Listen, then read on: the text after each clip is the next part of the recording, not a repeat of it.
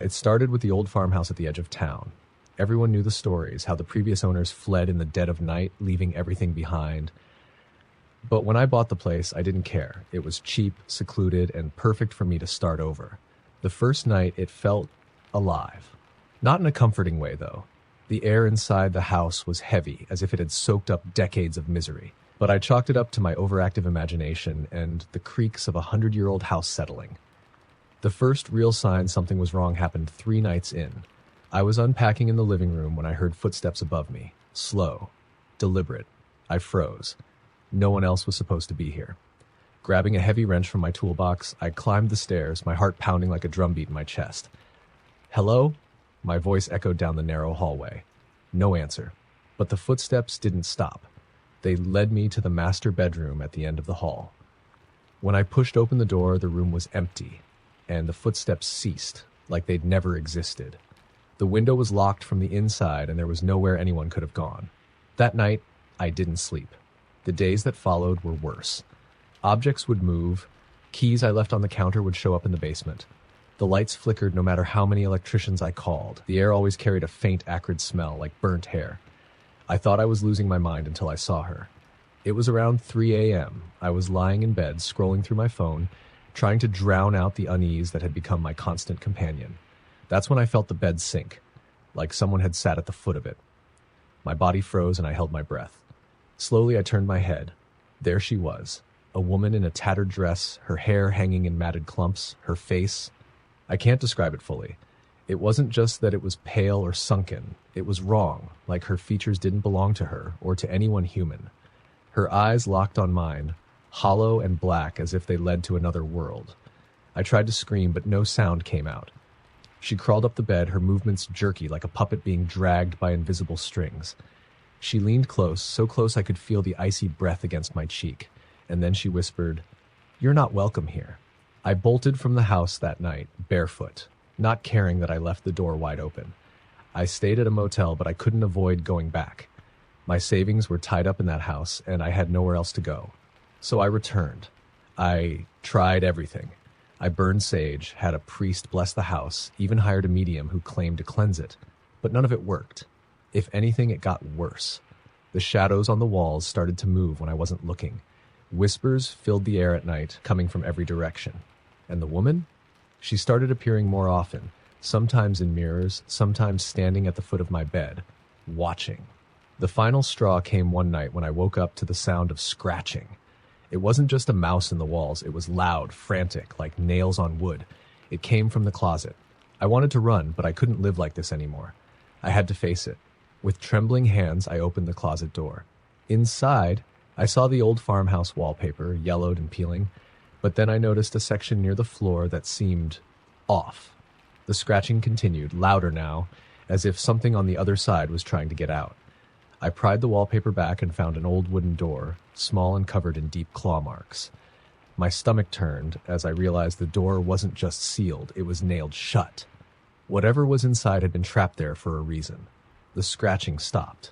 For a moment there was silence, then a low, guttural growl. I stumbled back, slamming the closet door shut and dragging a dresser in front of it. The growling turned into banging, violent and relentless. The entire house seemed to tremble with its force. I ran again, but this time I didn't stop at a motel. I drove until dawn, until the house was miles behind me.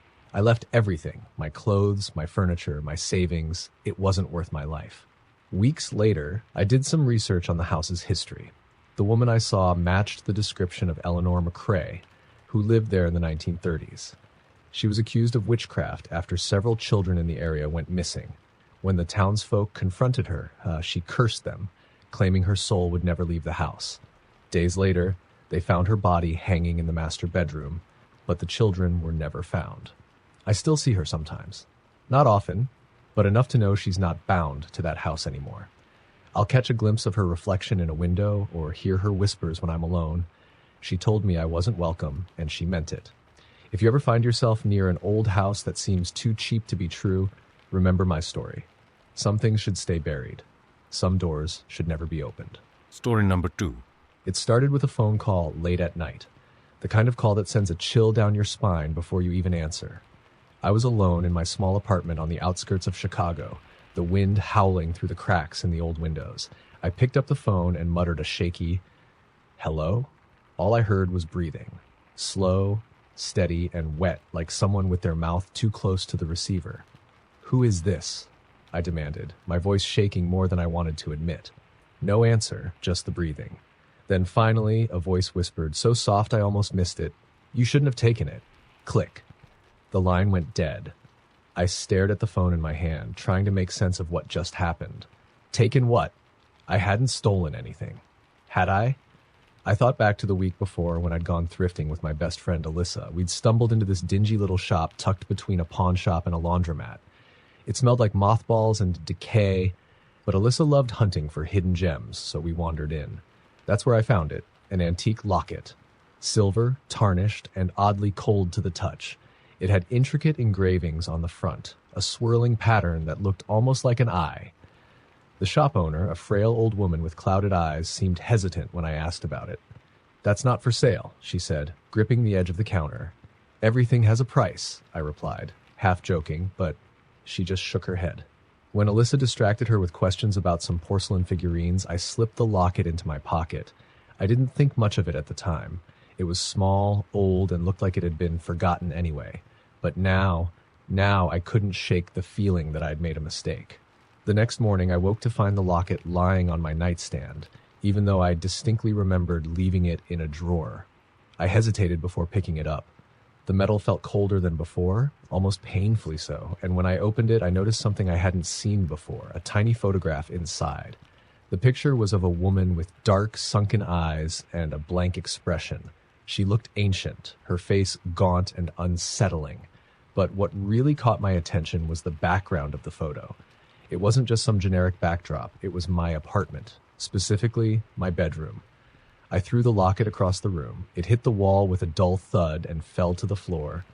But as it landed, I swear I heard a faint sigh. I didn't sleep that night. Every time I closed my eyes, I felt like I was being watched. Shadows in the corners of the room seemed darker, deeper, and sometimes I could swear they moved. Things escalated quickly after that. The locket wouldn't stay hidden. I tried throwing it out, but it always found its way back. Once, I buried it in the alley dumpster 2 blocks away, only to find it dangling from my bedroom doorknob the next morning. It was relentless, like it was tethered to me.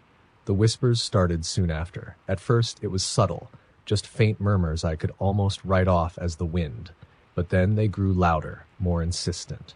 At night, I'd hear my name, spoken in a rasping, guttural tone. "Come back," it would say. "You don't belong here." The photograph in the locket changed too. The woman's face became more distorted, her mouth curling into a grotesque smile. Her eyes followed me, no matter which way I turned the locket. And then one night, I woke up to find her standing at the foot of my bed. She was just as horrifying in person as she was in the photo. Her skin was pallid and stretched too tightly over her bones, and her dark, stringy hair clung to her face. She didn't move, didn't speak. She just stared, her head tilting slightly as if studying me. I screamed and scrambled out of bed, grabbing a lamp to defend myself. But when I turned the light on, she was gone. The only thing left was the locket, now sitting in the middle of my bed, its chain coiled like a snake. I couldn't take it anymore. I called Alyssa and begged her to come over. When she arrived, I showed her the locket and explained everything. She didn't believe me at first, laughing nervously as if I was playing some elaborate prank. But then, as she held the locket in her hand, her face went pale. "It's cold," she whispered, dropping it like it burned her. I told her about the shop and the woman who wouldn't sell it. We decided to go back and return the locket, hoping that would end whatever was happening. But when we got to the shop, it was boarded up. A "for lease" sign hung crookedly on the door. A man passing by saw us staring at the shop. "That place has been closed for years," he said casually. "That's impossible," Alyssa said. "We were just here last week." The man frowned, giving us a wary look. "Lady, no one's been in there since the owner died. Some kind of freak accident. I'd stay away if I were you." My stomach dropped. We tried breaking in, but the boards wouldn't budge. I felt the locket in my pocket, heavier than before, as if mocking me. Alyssa and I drove to a nearby park and tried to smash it with a rock, but no matter how hard we hit it, the locket remained intact. That night, Alyssa stayed with me. We barely spoke, the weight of what was happening too much to process. Around 3 a.m., I woke to the sound of Alyssa whispering. I turned to her, confused. She wasn't whispering. She was choking. Her body was rigid, her eyes wide with terror, and her hands clawed at her neck as if trying to pry something invisible away. I tried to help, but there was nothing there, nothing I could see or grab. And then I heard it, a voice, low and malicious, coming from everywhere and nowhere at once. She belongs to me now. Alyssa let out one last gasp, and then her body went limp. I screamed, shaking her, but it was too late. Her lifeless eyes stared at me, and around her neck was the locket, the chain digging into her skin. I ran. I don't know how far or how long, but I kept running until my legs gave out. I never went back to that apartment, never told anyone what really happened to Alyssa, but I can feel it, feel her following me. Sometimes I catch glimpses of her reflection in mirrors, her lifeless eyes staring back. Other times I hear her voice, faint but unmistakable, whispering my name. The locket is gone, but I know it's not over. It never is. Story number 3. I should have never taken that road. It was one of those back roads you only find when you're lost, winding through dense, shadowy woods with no sign of civilization. My GPS had stopped working miles ago, and my phone had no signal. The setting sun painted the sky a deep orange, and with every passing minute the trees seemed to grow taller, their branches reaching like skeletal fingers toward the darkening sky. It had been hours since I'd seen another car. I tried to keep my cool, telling myself that this was just a detour, that eventually I'd find a way back to the highway. But as the daylight faded, so did my confidence. Then I saw it, a sign for a gas station. A single rusted arrow pointing down an even narrower dirt road. I hesitated. The road didn't look promising, but I was running low on gas, and the thought of breaking down in the middle of nowhere was worse. So I turned. The gas station appeared almost out of nowhere. It was a small, decrepit building with a single pump and a flickering neon sign that simply read, "Open." The light it cast was weak, barely cutting through the surrounding gloom. I parked near the pump and stepped out, the crunch of gravel under my boots the only sound. The air felt wrong, thicker, colder than it should have been for late summer. I glanced around, but there was no one in sight. A bell jingled as I stepped into the station. Inside, it was dimly lit, the fluorescent lights humming faintly. Rows of dusty shelves lined with faded snacks and canned goods stretched out before me. "Hello?" I called out. My voice echoed faintly. After a moment, a man emerged from behind the counter. He looked ancient, his skin leathery and pale, as if he hadn't seen the sun in decades. His eyes, however, were sharp, almost too bright for his gaunt face. "Traveling through?" he asked, his voice gravely. "Yeah, I just need some gas," I said, trying to sound casual. He didn't reply, just nodded slowly and gestured toward the pump. I handed him a 20 and headed back outside, the air growing colder by the second.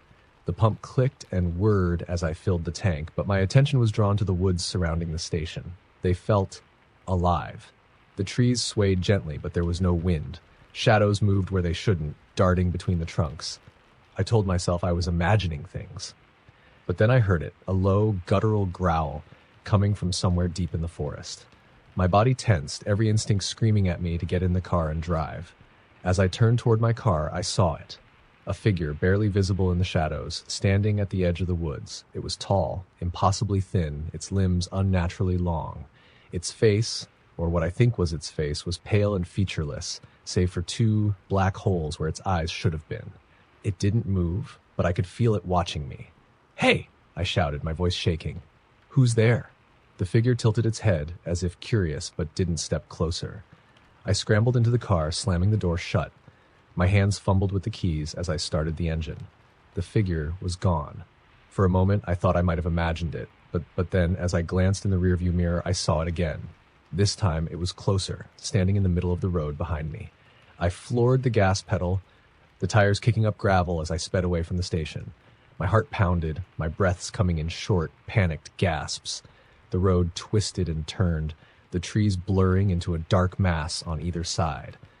I kept glancing in the mirror, expecting to see it following me, but the road behind me was empty.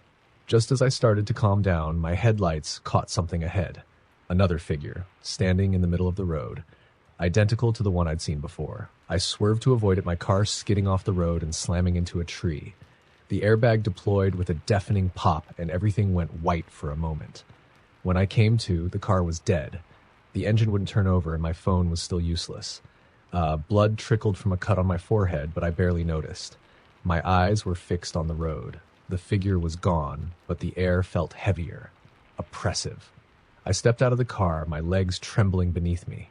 I had no choice but to walk. The road stretched endlessly in both directions, disappearing into the darkness. I chose a direction and started moving, every crunch of gravel underfoot echoing like a gunshot in the stillness. The growling started again, low and guttural, coming from all around me.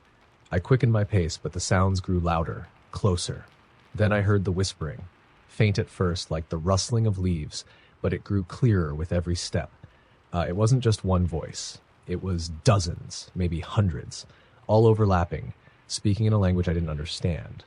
I broke into a run, my breath coming in ragged gasps. The trees seemed to close in around me, their branches reaching out like claws. The whispers turned to screams, blood-curdling and relentless. And then I saw them, figures identical to the one at the gas station, standing among the trees. Their pale, featureless faces glowed faintly in the darkness, their black eyes locked onto me. They didn't move, but I could feel them closing in, surrounding me. I tripped, falling hard onto the road. When I looked up, one of the figures was standing directly above me. It leaned down, its face inches from mine. Its mouth opened, revealing rows of jagged needle-like teeth. And it spoke a single word in a voice that sounded like grinding metal. Run. I didn't need to be told twice. I scrambled to my feet and ran as fast as I could, the figures closing in behind me. Their growls and screams filled the air, a cacophony of pure terror. Finally, I saw lights ahead, bright, artificial, and human. I burst out of the woods onto a highway, nearly collapsing in relief. A truck screeched to a halt in front of me, the driver jumping out and rushing to my side. "Are you okay? What the hell happened to you?" he asked, his voice full of concern. I couldn't answer. I just pointed back toward the woods, but when I turned to look, they were empty. The figures were gone. The driver took me to the nearest hospital, and I told the police everything. They searched the area but found nothing. No gas station, no figures, no sign that anyone had been there. They chalked it up to a concussion and exhaustion, but I know what I saw. I never found that road again, no matter how hard I looked. But sometimes late at night, I hear whispers outside my window, faint but unmistakable, and I know they're still watching, waiting. Story number 4. It was the kind of house you only see in nightmares, tall, crumbling, and blackened with time. No one in the small town of Whispering Pines went near it, not even kids on dares. Everyone knew the stories. People who stepped inside never came out. Of course, that only made it more enticing for someone like me. I was a reporter, chasing stories that would send chills down readers' spines. When I heard about the Holloway house, I couldn't resist. According to legend, the house had belonged to a family in the early 1900s. They vanished without a trace one winter night, leaving the house untouched, as if they'd simply walked out mid-meal. Over the years, people claimed to see lights flickering in the windows, hear screams echoing from within, and even spot figures standing at the second-floor windows. It sounded like nonsense, but if I could write a story debunking the myths, it would be gold. That's how I found myself standing at the rusted iron gate on a moonless night, staring at the shadow of the house against the starless sky. The front door creaked open before I even touched it, groaning like it hadn't moved in decades. The air inside was suffocating, thick with the scent of rot and mildew. My flashlight cut through the darkness, illuminating a grand staircase covered in a film of dust. Cobwebs draped the corners like sinister curtains, and the silence was so heavy it pressed against my chest. I took a deep breath and stepped inside. The floorboards groaned under my weight, but it wasn't just the sound of the wood. It felt like something deeper, almost alive, responding to my presence. I pushed the thought aside and began exploring. The living room was frozen in time. A couch with torn upholstery faced a cold, ash-filled fireplace. A china cabinet held shattered plates and glasses. On the mantel above the fireplace, a family photo rested, a man, woman, and 2 children. Their faces were blurred, almost smudged, like the photograph was trying to erase them. As I examined the photo, I felt a sudden chill. The temperature dropped sharply, my breath forming a visible mist in the beam of my flashlight. Then I heard it, a faint whisper. "Help me." I spun around, but no one was there. My heart pounded as I scanned the room, the beam of my flashlight shaking. The whisper came again, clearer this time, but still faint, like it was traveling from far away. "Help me." I tried to rationalize it. Maybe the wind was carrying a sound from outside, but deep down I knew better. The whisper wasn't coming from outside. It was coming from the walls. I followed the sound through the house, the whispers growing louder with every step. They weren't alone anymore. Footsteps echoed in the darkness, too light to belong to me, trailing just a few steps behind. I stopped in the dining room and turned sharply, hoping to catch whatever was following me. But the room was empty. The whispers stopped. That's when I saw the table. It was set for 4, as if the family had just sat down to dinner. Plates held moldy, unrecognizable food, and glasses were filled with a dark, viscous liquid that I didn't want to think about. But what froze me in place was the chair at the far end of the table. It wasn't empty. A shadow sat there, its shape vaguely human but wrong, like it didn't understand how a body was supposed to move. It turned its head toward me, and though it had no face, I could feel its gaze boring into me. My legs felt like they were rooted to the spot. "Leave," it said, the voice a guttural rasp. "You don't belong here."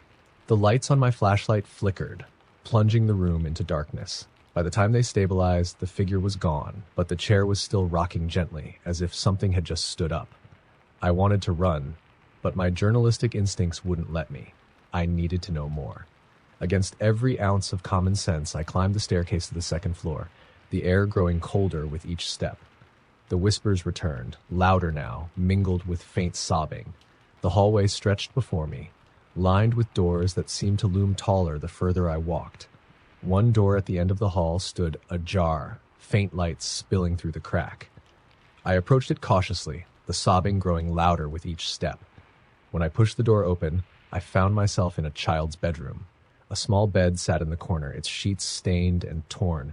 Toys were scattered across the floor, wooden blocks, a teddy bear with one eye missing, a doll whose head was turned backward. Sitting on the bed was a young girl, no older than 10, her long black hair obscuring her face. "Are you okay?" I asked, though my voice was barely a whisper. She didn't respond, just kept sobbing, her shoulders trembling. I took a cautious step closer. "Do you need help?" Her head snapped up so quickly it made my stomach lurch. Her face was wrong, grotesque, her mouth stretched too wide, her eyes sunk in black pits. She opened her mouth to scream, but no sound came out. Instead, the walls themselves seemed to wail, a deafening, soul-piercing sound that rattled the very air. I stumbled backward, my flashlight falling to the floor and plunging the room into darkness. The wailing stopped abruptly, leaving only the sound of my own ragged breathing. When I scrambled to pick up the flashlight, the girl was gone. But the whispers weren't. "Leave," they said. "Leave before it takes you." That was enough for me. I bolted down the hallway, the walls seeming to close in around me.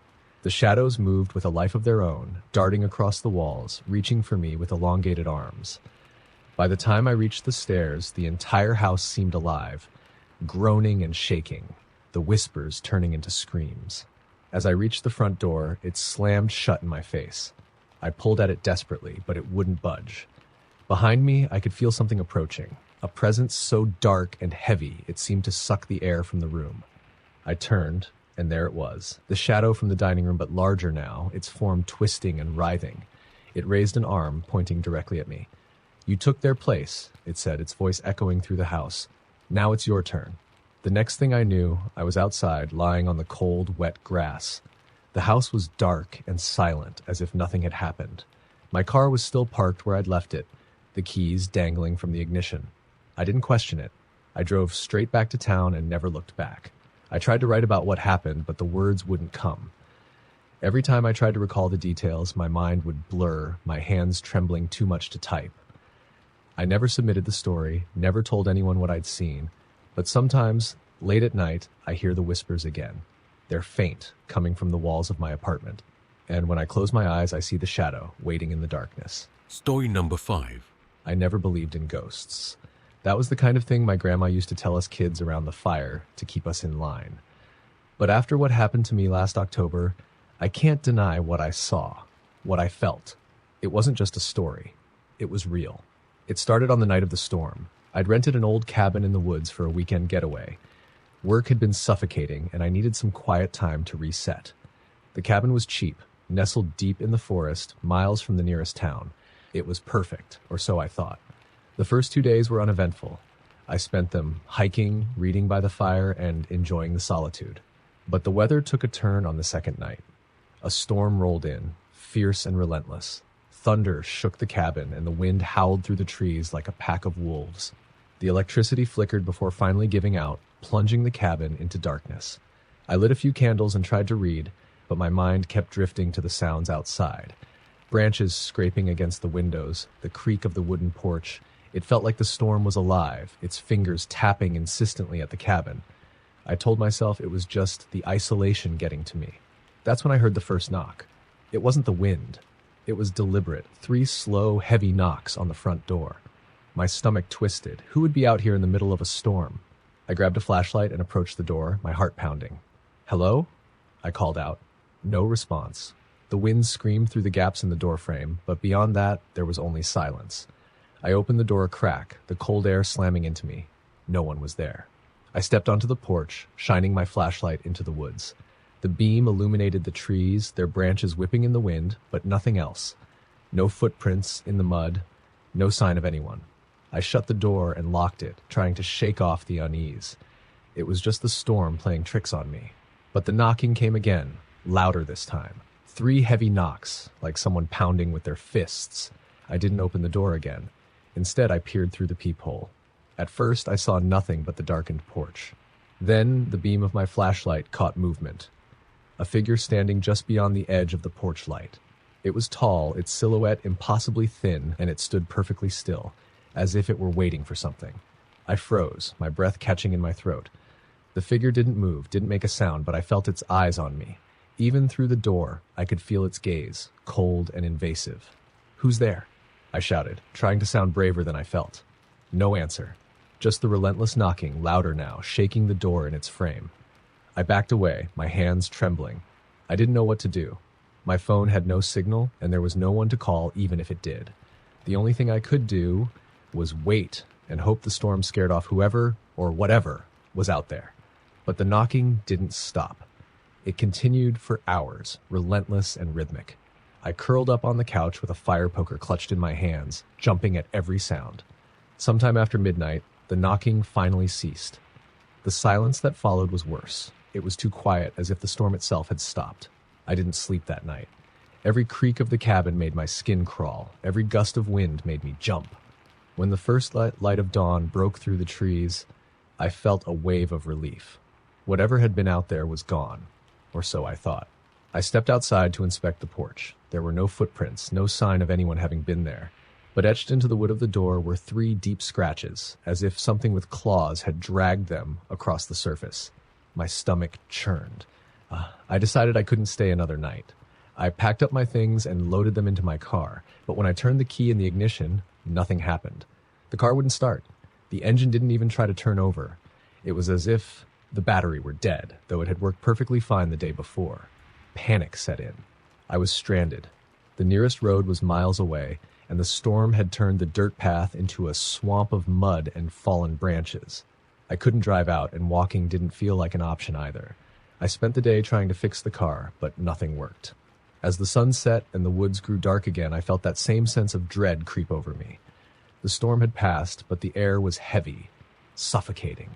I lit every candle I had and stayed by the fireplace, the fire poker within arm's reach. Around midnight, the knocking started again. 3 heavy knocks, louder than before. This time, they came from the window.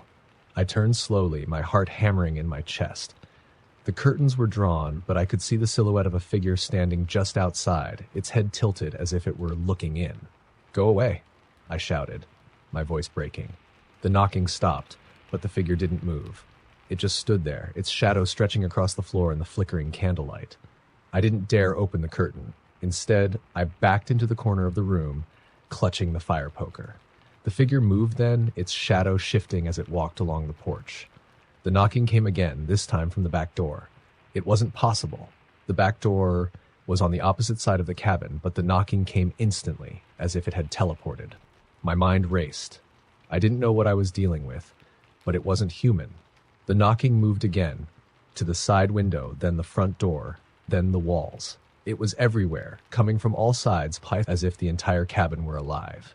I covered my ears, trying to block out the sound, but it only grew louder. The shadows on the walls twisted and writhed, taking shapes that made no sense, shapes that didn't belong in this world. Then it stopped. Silence fell, so sudden and complete that it felt like a weight pressing down on me. The candles flickered, their flames dancing wildly before going out one by one. I was plunged into darkness, and then I felt it. Something was in the room with me. The air grew colder, the hairs on the back of my neck standing on end. I didn't move, didn't breathe. A faint whisper broke the silence, so close it felt like it was right in my ear. Leave. I don't remember much after that. Somehow, I made it through the night. When the sun rose, I grabbed my things and started walking. I didn't care about the mud or the distance. I just had to get out of there. When I finally reached the main road hours later, a passing truck stopped to pick me up. The driver asked what had happened, but I couldn't bring myself to tell him. I just asked him to take me as far away as possible. A few days later, I returned with a tow truck to retrieve my car, but the cabin was gone. There was no sign of it, no foundation, no scratches on the trees where it had stood. It was as if it had never existed. But I know what I saw, what I felt, and I'll never go back to those woods again. Story number 6. It was supposed to be a quiet getaway, a quaint, historic bed and breakfast nestled in the hills of New England. I'd been burned out from work, and the idea of spending a weekend in a place full of charm and history sounded perfect. The brochures described it as a cozy Victorian home with a rich past, but what they failed to mention was the kind of history that lingers, the kind that doesn't let go. The place was called the Galloway House, a sprawling 3-story Victorian mansion built in the late 1800s. From the moment I pulled up the gravel driveway, I felt uneasy. The house loomed against the cloudy sky, its dark, peeling paint and turreted roof giving it an eerie presence. It looked as if it had been plucked straight out of a gothic horror novel. The innkeeper, Mrs. Winthrop, greeted me at the door with a warm but strained smile. She was an older woman, her gray hair pulled into a tight bun, her posture stiff. "You'll love it here," she said, though her voice lacked conviction. "We've hosted many guests over the years." I nodded, pretending not to notice how her eyes flicked nervously toward the staircase behind her. The house was beautiful in its own way, but there was a heaviness to it. The grand staircase creaked with every step, and the halls were lined with portraits of stern-faced people whose eyes seemed to follow you as you walked by. My room was on the 2nd floor, a quaint little space with antique furniture and a canopy bed. The only thing out of place was the door. It had a heavy bolt on the inside, far larger than any I'd ever seen. "Does the bolt work?" I asked Mrs. Winthrop as she showed me the room. She hesitated, her smile faltering. "Oh yes, it's original to the house, a relic of different times." Her vague answer left me uneasy, but I let it go.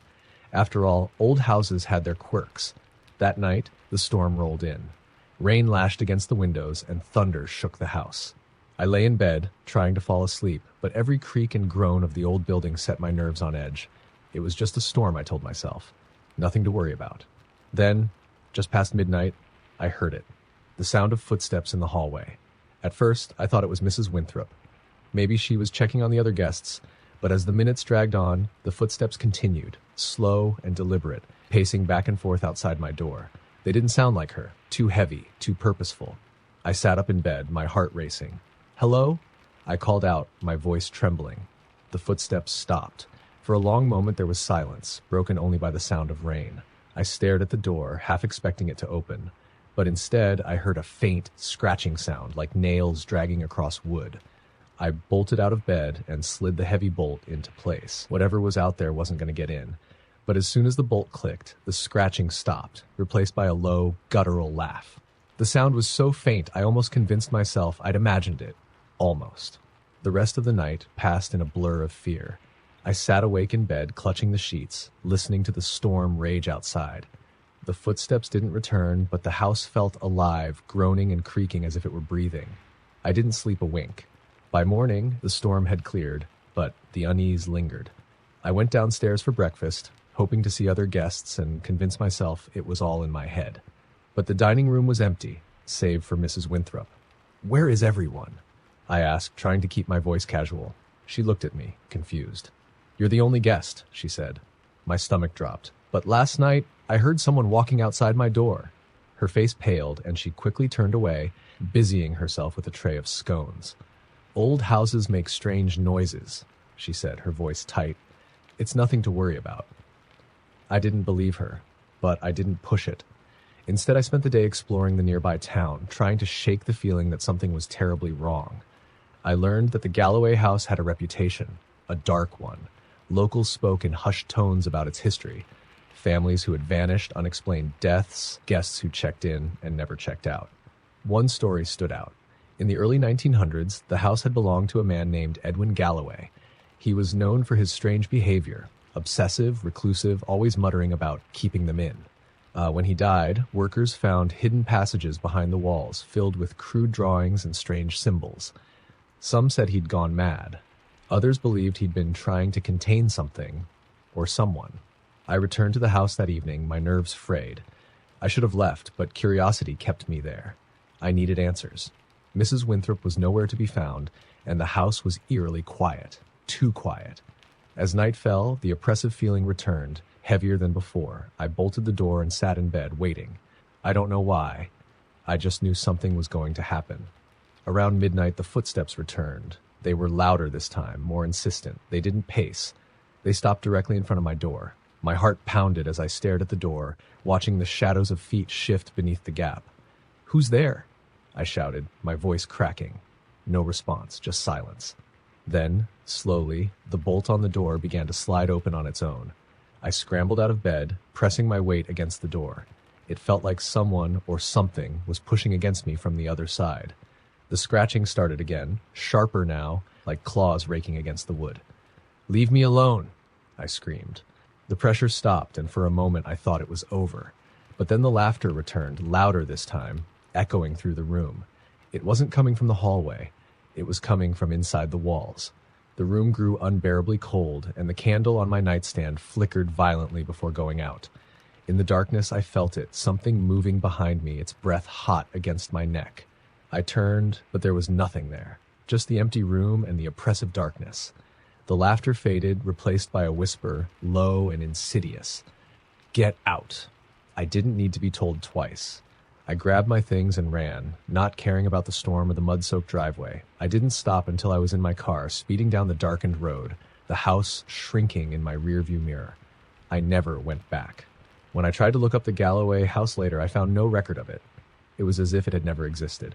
But I know what I experienced, and sometimes, late at night, I still hear the laughter. It's faint, coming from the walls of my apartment, and it always whispers the same thing. "Get out." Story number 7. The year I turned 16, my family decided to move out to the countryside. My parents thought a quieter life would be good for all of us, especially for me, after a bad year at school. The house they bought was massive, a sprawling 3-story Victorian built in the late 1800s, complete with a wraparound porch and a turret that jutted into the sky like something from a fairy tale. But there was nothing magical about what happened in that house. From the moment we arrived, I felt uneasy. The house had been vacant for years, and despite the renovations my parents had commissioned before we moved in, it still smelled faintly of mildew and something else. Something metallic, like old pennies. My parents shrugged it off as old house smells, but I couldn't shake the feeling that the air itself carried a weight, something oppressive. My room was on the second floor, directly across the hall from the turret. The windows overlooked a tangled mess of woods, and when the wind blew, the trees seemed to wave in warning. It was a beautiful room during the day, with sunlight spilling across the hardwood floors, but at night, it was something else entirely. The first night in the house, I woke up to the sound of knocking. It was faint, almost hesitant, and seemed to be coming from the direction of the turret. My parents had told me the turret was sealed off, no access from inside the house. So I told myself it was just the wind rattling something loose. But the knocking came again, louder this time, 3 slow and deliberate knocks. I pulled the blanket over my head and forced myself to stay still, counting down the seconds until dawn. The next morning I mentioned the knocking to my mom, but she laughed it off. "This house is over 100 years old," she said, brushing dust off the kitchen counter. "It's bound to make some noise. Don't let your imagination get the better of you." I tried to listen to her, but the knocking continued, night after night, always at the same time, 3:15 a.m. Sometimes it was faint, just a soft rapping, but other nights it was so loud it seemed to reverberate through the walls. I started sleeping with headphones on, blasting music to drown it out, but even that didn't help. One night, curiosity got the better of me. When the knocking started, I grabbed my phone for light and tiptoed out of my room, following the sound. It led me to the door of the sealed-off turret, the old wood warped and splintered with age. I pressed my ear against the door, my heart pounding. From the other side, I heard whispering. It was faint, like the wind carrying voices from far away, but it was unmistakable. My hand hovered over the doorknob, but before I could touch it, the whispering stopped. The air around me grew icy, and I felt something brush past me, a cold, invisible hand grazing my shoulder. I bolted back to my room and didn't sleep for the rest of the night. The next morning, I decided to do some digging. I started with the library in town, combing through old newspapers and records. It didn't take long to find what I was looking for. The house had belonged to a family called the Cartwrights in the early 1900s. They had moved in with their young daughter, Clara, who was only 8 at the time. According to the records, Clara had gone missing one stormy night, and despite extensive searches, she was never found. The townspeople whispered that her father, Henry Cartwright, had locked her in the turret as punishment for misbehaving, and when the storm caused part of the house to flood, she drowned. No one could prove it, but after Clara disappeared, the family sold the house and moved away. I felt a cold shiver run down my spine as I read the article. Imagining Clara's small body trapped in that turret, her cries for help drowned out by the storm. I couldn't stop thinking about the knocking. Was it her, still trying to escape? That night, I decided to confront whatever was happening. I waited until the house was silent, my parents asleep in their room downstairs. At 3:15 a.m., right on schedule, the knocking began. My hands shook as I grabbed a flashlight and made my way to the turret door. "Clara?" I whispered, my voice barely audible over the pounding of my heart. "Is that you?" The knocking stopped. For a moment, I thought it was over, but then a child's voice, soft, trembling, came from the other side of the door. "Help me." I stumbled back, my flashlight shaking in my hands. The voice came again, louder this time, more desperate. "Please, don't leave me." My chest tightened, and I felt tears welling in my eyes. I couldn't ignore her. Summoning every ounce of courage I had, I grabbed a crowbar from the garage and pried at the edges of the door. The wood groaned in protest, but after what felt like an eternity, the door finally gave way. The air that rushed out was frigid, carrying the scent of damp earth and decay. My flashlight beam cut through the darkness, illuminating the narrow spiral staircase that led up to the turret. The walls were lined with scratches, hundreds of them, as if someone had clawed at the wood in a desperate attempt to escape. "Clara?" I called again, my voice echoing up the staircase. A faint sobbing drifted down from above, and I climbed the steps, each one creaking under my weight. When I reached the top, the turret room was empty. Dust coated the floor undisturbed, but the sobbing continued, echoing around me. Then the temperature dropped further, and the sobbing turned into laughter, high-pitched, mocking, and coming from everywhere at once. My flashlight flickered, and the shadows in the room began to move, twisting and writhing like living things. "Leave," a voice hissed, low and guttural, nothing like the child's voice I'd heard before. I turned to run, but the door slammed shut, trapping me inside. The laughter grew louder, mingling with whispers and cries, until it was deafening. I dropped to my knees, covering my ears, begging for it to stop. And then, just as suddenly as it started, it was over. The room fell silent, and the door creaked open on its own. I didn't waste a second. I bolted down the stairs and out of the house, running until I reached the edge of the woods. We moved out of that house a week later. My parents thought it was because I hated the country, but I never told them the truth. I couldn't. Whatever was in that house didn't want to be disturbed, and I wasn't about to tempt fate by speaking its name.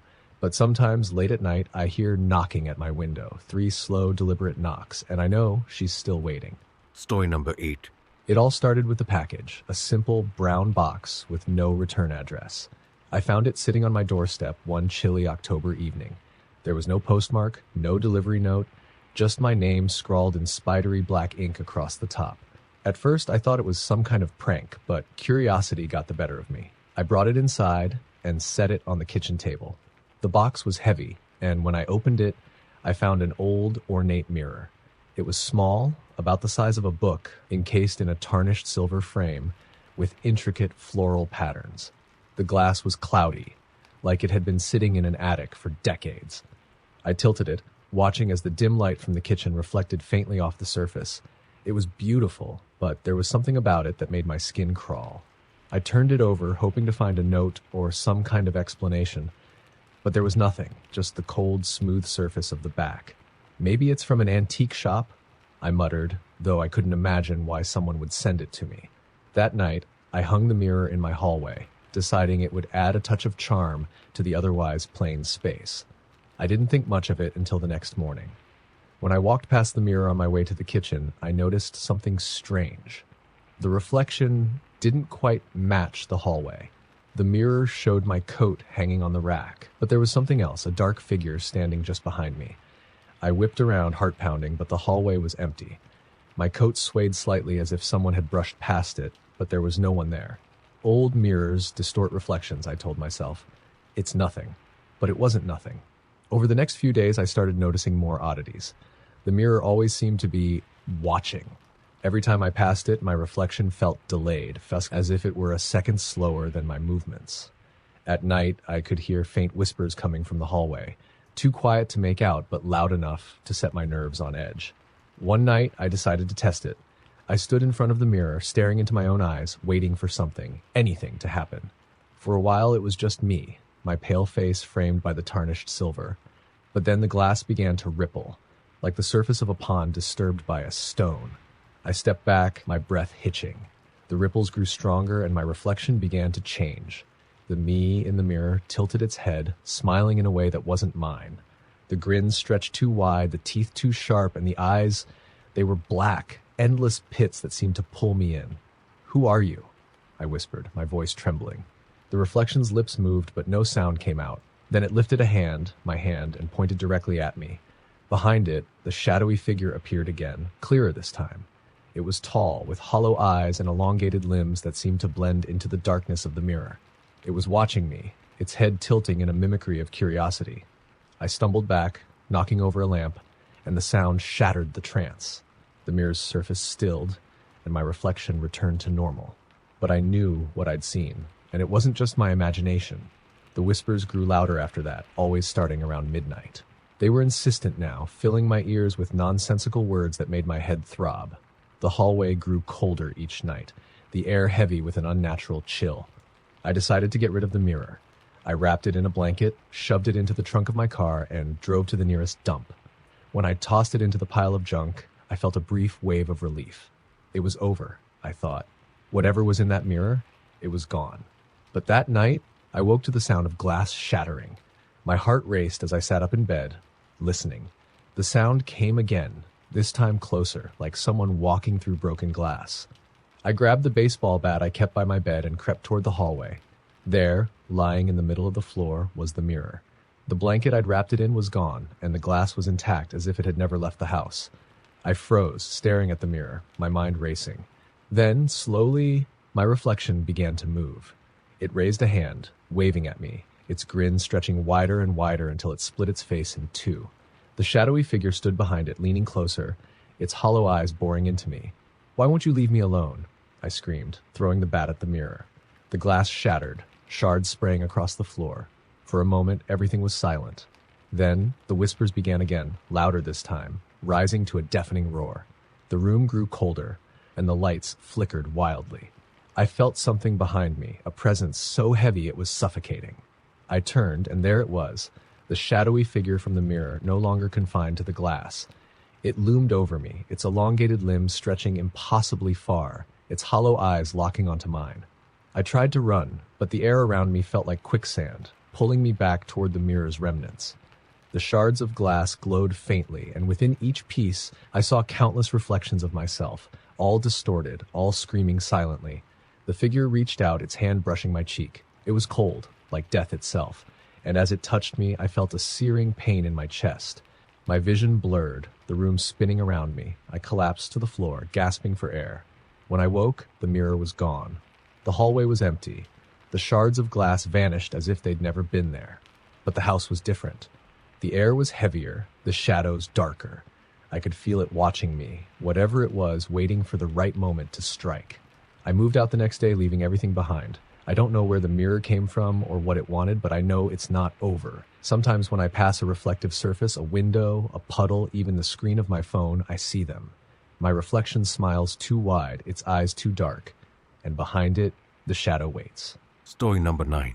I grew up in a small Midwestern town where nothing much ever happened. Everyone knew everyone else, and secrets were hard to keep. That's why, when the abandoned farmhouse on the edge of town became the center of whispered rumors, I couldn't resist investigating.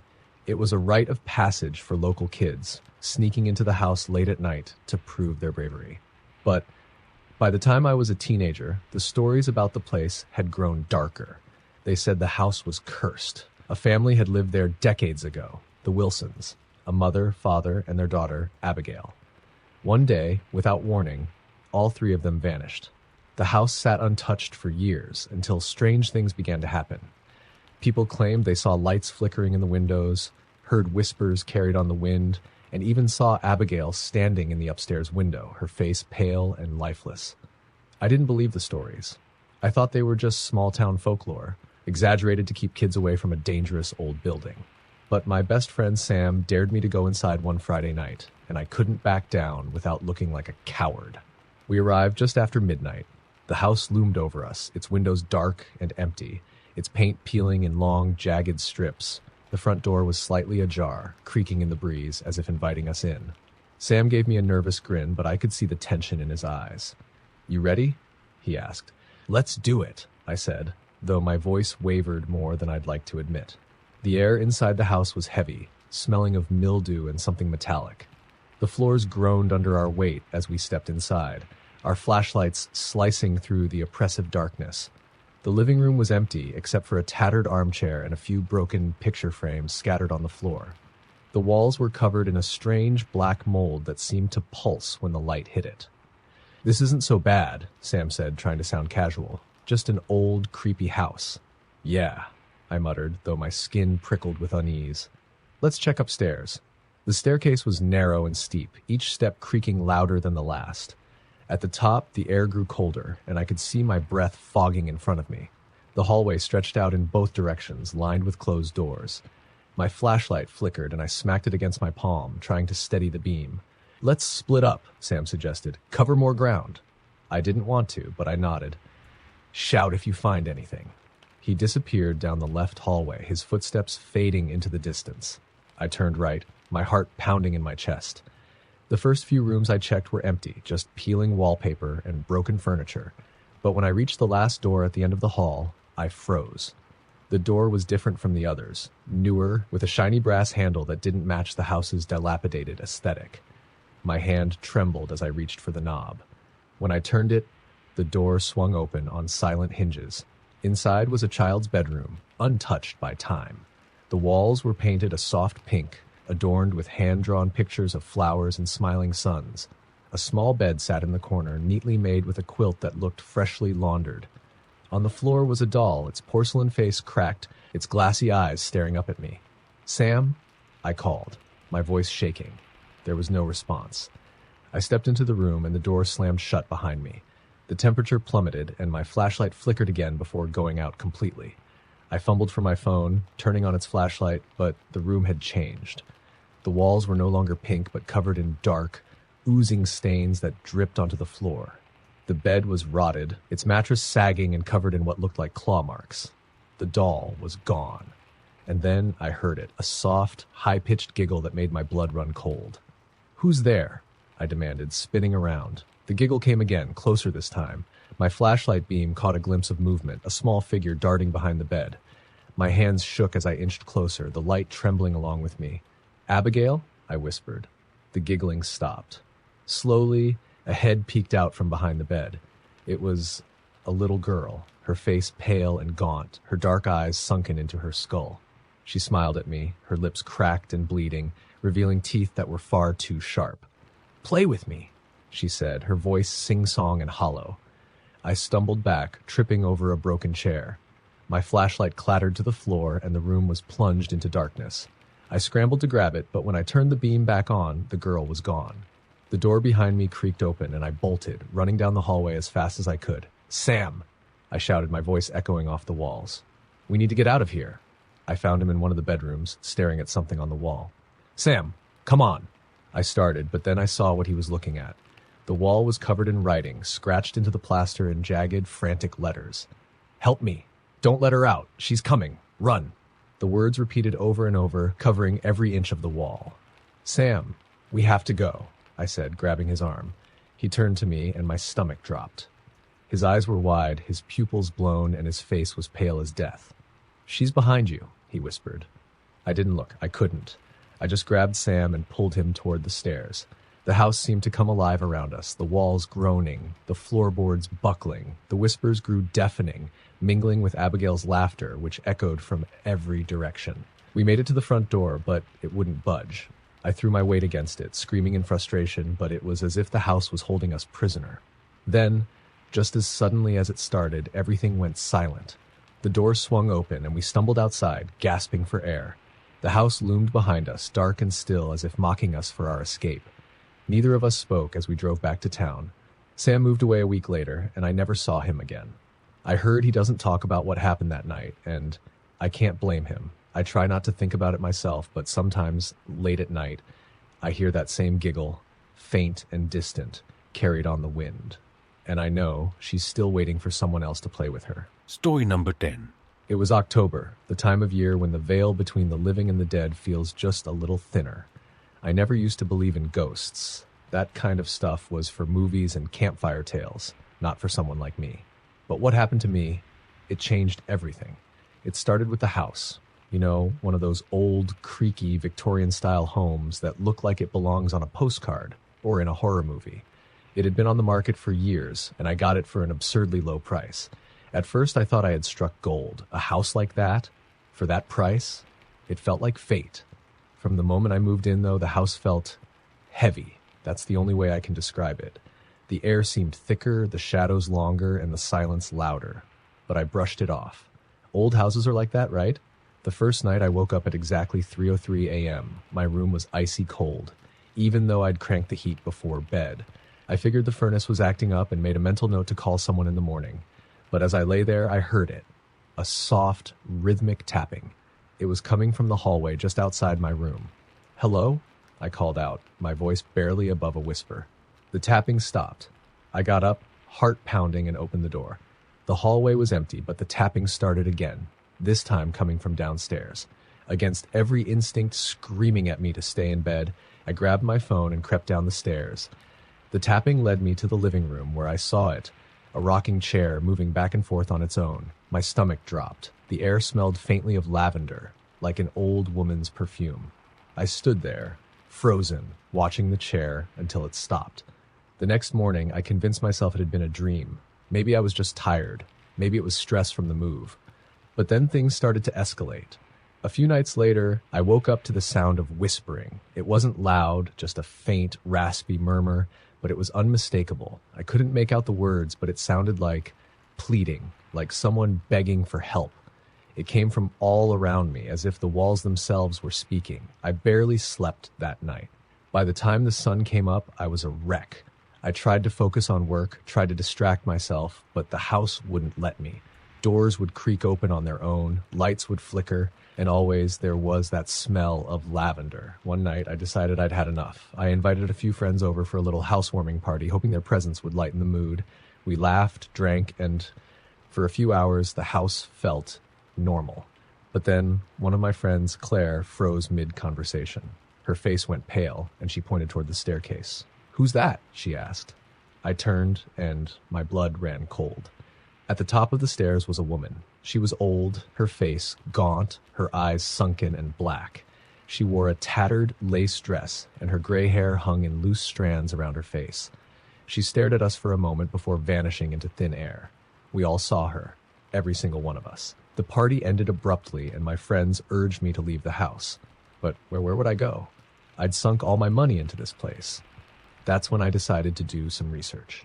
I combed through old records at the library, trying to piece together the house's history.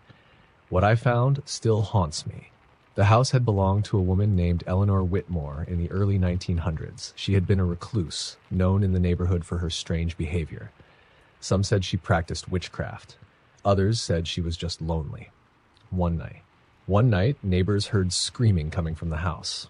When the police arrived, they found Eleanor dead at the bottom of the stairs. The official report said she had fallen, but rumors swirled that she had been pushed by something unseen. After Eleanor's death, the house changed hands many times. Every owner reported strange occurrences.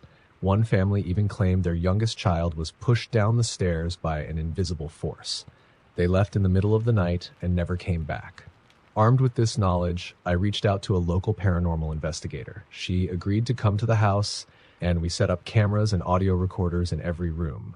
As we worked, she told me that spirits like Eleanor's often linger because they have unfinished business, or because they're trapped by something darker. That night, as we reviewed the footage, we heard it. A woman's voice, faint but clear, saying, "Help me."